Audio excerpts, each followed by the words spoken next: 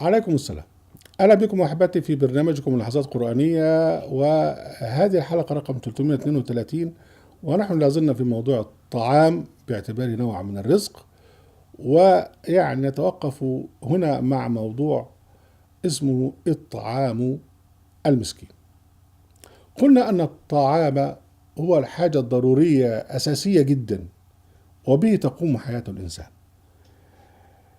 حين يفتقر الإنسان إلى طعامه مرتين أو ثلاثة أو مرة في اليوم يكون ذليلا، أو بالمصطلح القرآني مسكين. فالمسكين أو المسكنة مرتبطة بالذلة، ضربت على ذلته والمسكنة. فأصعب شيء أن تكون محتاجا إلى الطعام. من أجل هذا المسكين له حقوق كثيرة في القرآن الكريم، لكنه هو الوحيد تقريبا اللي هو يرتبط حديث القرآن عنه بموضوع الإطعام، لأنه هو مفتقر إلى الشيء الضروري جدا، هو الأكل. يعني في واحد الفقير ممكن يكون فقير بياكل، لكن هو محتاج حاجات تانية.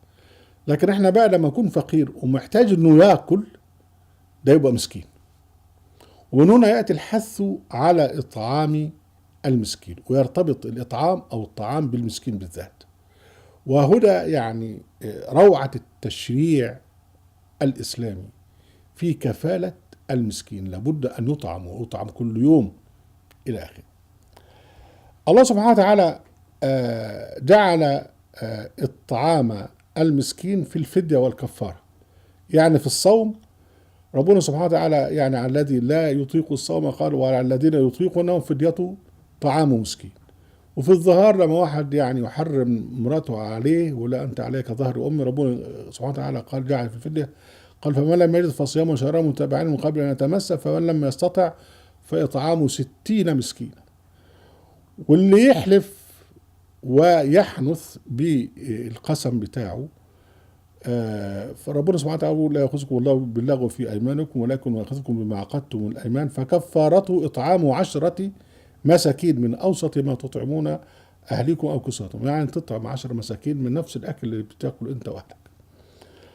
ومن يقتل الصيد في الحرم وهو محرم، ربنا سبحانه وتعالى يقول يا الذين آمنوا لا تقتلوا الصيد وأنتم حرم، ومن قتل منكم متعمدا فجزاء مثل ما قتل من النعم، يحكم به ذوي عدل منكم هديا بغير الكعبة أو كفارة طعام مسكين. فأيضا هنا طعام المسكين. فربنا سبحانه وتعالى بيجعل من ضمن الكفارات إطعام المسكين. ده هذا طبعا بالإضافة إلى حقوق المسكين في الصدقة الرسمية وفي الصدقة التطوعية وفي الفيء وفي الغنائم إلى آخره. الله سبحانه وتعالى يجعل من صفات أصحاب الجنة يوم القيامة قال ويطعمون الطعام على حبه مسكينا ويتيما وأسيرا. شوفوا، يطعمون الطعام على حبه، يعني أحب شيء من الطعام لما طلعوا لوجه الله سبحانه وتعالى، مش الليفت اوفر، مش الحاجات الفاضية اللي هيرموها في الزبالة، لا ده أفخر أنواع الطعام. الشيء اللي هم بيحبوه يطلعوه يعني على حبه. ويطعمون الطعام على حبه مسكينا ويتيما وأسيرا. وبعدين مش يقول له، مش ينتظر منه يشكره، لا ما يشكروش، يعني مش ينتظر شكر منه، إنما نطعمكم من وجه الله لا نريد منكم جزاء ولا شكورا إننا نخاف من ربنا يوما عبوسا قمطريرا. فده أصحاب الجنة. إذا أردت أن تكون من أصحاب الجنة كن هكذا في دنياتك. العكس بقى في أصحاب النار، في جنات يتساءلون عن المجرمين ما سلككم في سقر، قالوا لم نكن من المصلين لم نكن من المصلين ولم نكن نطعم المسكين. سورة المدثر. أكثر من كده، ده هو مفروض إن كل واحد يحض على طعام المسكين، يعني يحض، يعني بالتالي هو لازم يكون هو ذاته بيطعم المساكين. الذي يتوقف عن الحض على طعام المسكين إذا كان في مسكين موجود، يعني الذي يتوقف عن هذا ده ربنا سبحانه وتعالى يقول خذوه فغلوه يوم القيامة ثم جحيم صلوه ثم في سلسلة ذرعها 70 ذراعا فاسلكوه إنه كان لا يؤمن بالله العظيم، بعدها مباشرة ولا يحض على طعام المسكين.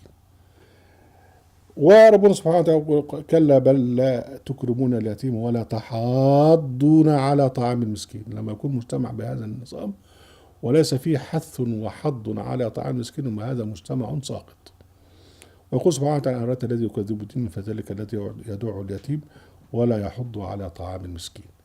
المسكين المحتاج إلى الطعام حقه كبير في شرع الله سبحانه وتعالى، لابد أن يعطى حقه، لابد أن يعطى حقه، لابد أن يعطى حقه. أهلا بكم أحبتي في برنامجكم لحظات قرآنية، وفي قناة أهل القرآن، وفي موقع أهل القرآن. لا تنسوا المشاركة بالشير ولايك. وعليكم السلام.